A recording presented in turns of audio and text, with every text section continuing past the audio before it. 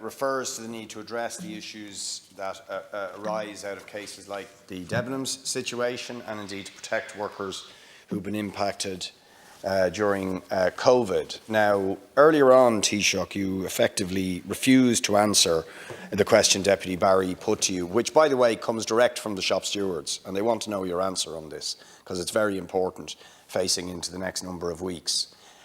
They want to know, will you state clearly that the removal of goods by KPMG from a retail outlet over the next 6 weeks breaches the public health guidelines? We need to be explicit. KPMG need to hear that that is the case, so that the workers do not have to worry during this current period of level 5 restrictions of round-the-clock picketing to prevent the removal of those goods. So can you please state that to be clear? It seems to me that is obviously the case, but there needs to be no ambiguity from the point of view of the workers or KPMG. Secondly, will you commit, as Deputy Barry and others have asked you, Deputy MacDonald and so on, to convene a meeting with KPMG, the shop stewards and the unions to try and resolve this dispute, to save 1,000 mostly women workers yet more hardship, uncertainty and anxiety, to use your offices to try and resolve this in a just way? Please, Taoiseach, for their sake, that's the least you could do, is organise a meeting of that sort. Thank you. First of all, in relation to Deputy MacDonald's point, in relation to domestic abuse, resourcing will not be an issue in dealing with this, particularly during the lockdown. And if there are particular issues that you have identified, certainly you can make them in terms of any specific refugees or centres that need additional funding. Government will certainly respond. The issue really is that lockdown, the evidence from the first lockdown was that the level of domestic violence did increase, and that is a worry and a concern in the context of a further lockdown. And the Ministers concerned have been looking at what additional measures can be taken to help and to assist, both in terms of assisting the staff involved, in terms of awareness helplines, but also engagement across the different departments. And that work will continue, and funding will not be an issue in relation to that. I would also say that in terms of the broader programme for government, and again, and I'm not going to go through, I take the record as read into the House, but even today's Cabinet meeting, you know, the level of work that's underway, I think illustrates that the programme for government is moving at pace.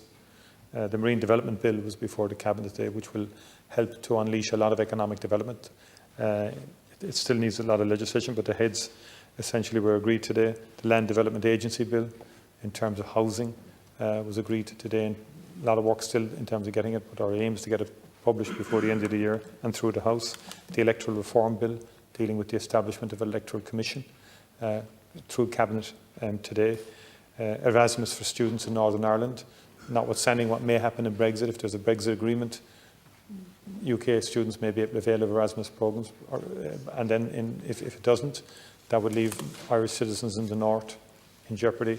We're taking measures to make sure that students in the North can avail through universities in the Republic, can avail of the Erasmus programmes. That was passed today. COVID-19 vaccine measures to make sure we sign up 2 other companies to make sure we can procure vaccines when they become available. The COVID-19 fines and penalties legislation, Cork flood support decision, direct provision reform. The Catherine Day report was considered by Cabinet today, a very substantive report, and the Ministers with Catherine Day will launch that report shortly. The Finance Bill, Heads Bill was passed today. Cervical Check Tribunal, again sanctioned in terms of a starting update at Cabinet today. Victims and witnesses in the implementation of the O'Malley report in sexual violence, again gone through Cabinet today, and the Minister for Justice acting on that. That's just a level of the pace, the substance that this government is about, the questions about the programme for government.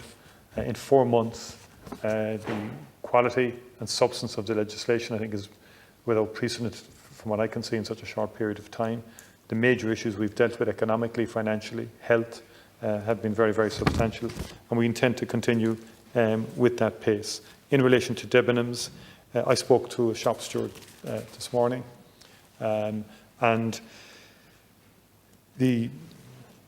again, they're under a lot of pressure because of, notwithstanding the flooding in itself created pressures for them in my own city in Cork this morning for those for the workers concerned.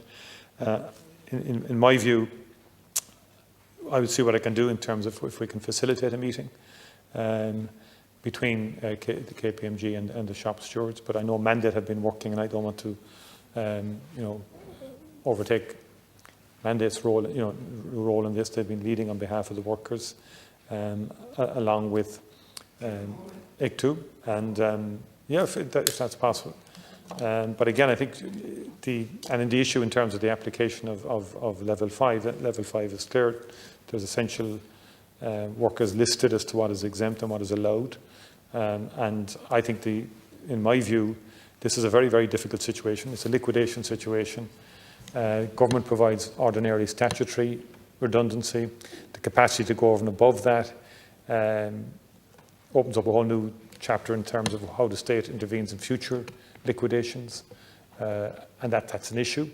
And then the degree to which one can legally, interfere with a liquidation, of course, which is under the High Court. That's not doable either.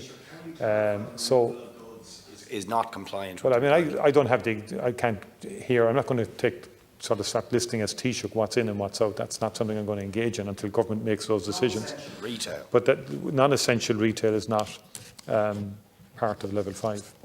I'll go and check with the full list, but I think that's not the issue here. Is to try and get this resolved, because I think, as someone said, you don't want them back after the lockdown picketing up to Christmas. But we don't want people on the streets. Gardaí use the discussion all of the time and have since the outset of this dispute. To be fair to the Gardaí in relation to when the first lockdown was in place, and I think they will be equally discreet in terms of the exercise of their duties on this occasion as well. Of that I have no doubt. But the more pressing point is, can we get this issue resolved once and for all within the legal frameworks, within the law, conscious of any precedents that might be set, but which we can deal with and accommodate. And it's very difficult. It's very difficult, but I will come back to the deputies on it.